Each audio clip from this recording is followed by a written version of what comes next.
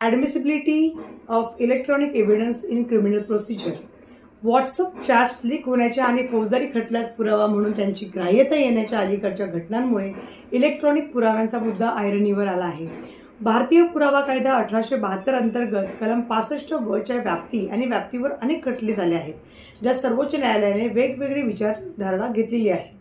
अर्जुन विरुद्ध कैलास, अनवर विरुद्ध Bashir, Shafi Mohammed, Tommaso Bruno अशा केसेसवर उल्लेख केलेल्या सर्वोच्च न्यायालयाच्या आधीच्या 3 निर्णयांमध्ये वेगवेगळी मते घेण्यात आल्यानंतर इलेक्ट्रॉनिक रेकॉर्डची मूळ प्रत पुरावा म्हणून सादर केली तरीही कलम 65(b)(4) च्या तरतुदींचे पालन करणे अनिवार्य आहे का किंवा प्रमाणपत्र मिळवण्याची आवश्यकता रद्द करता येईल का, हा आणखीन एक मुद्दा उपस्थित झाला.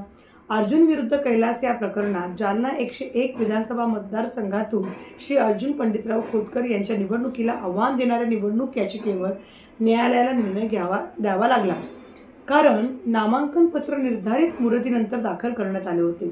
उमेदवाराने निर्धारित मुदतीनंतर आपला उमेदवारी अर्ज दाखल केला आहे हे सिद्ध करण्यासाठी प्रतिवादींना व्हिडिओ कॅमेरा रेकॉर्डिंगवर अवलंबून राहायचे होते.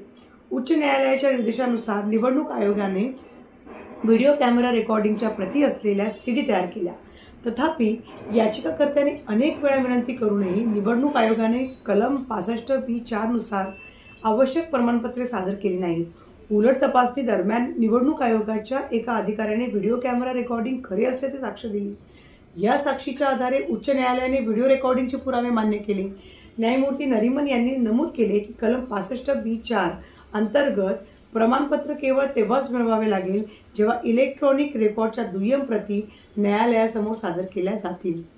जर सक्षम व्यक्ती किंवा संस्था प्रमाणपत्र देण्यास नकार देत असेल तर इलेक्ट्रॉनिक रेकॉर्डवर अवलंबून राहू इच्छिणारा जो पक्ष आहे आवश्यक प्रमाणपत्रे सादर करण्याच्या आदेशासाठी न्यायालयात अर्ज करू शकतो.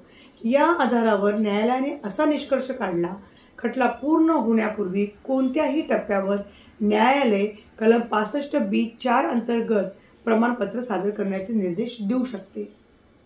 धन्यवाद.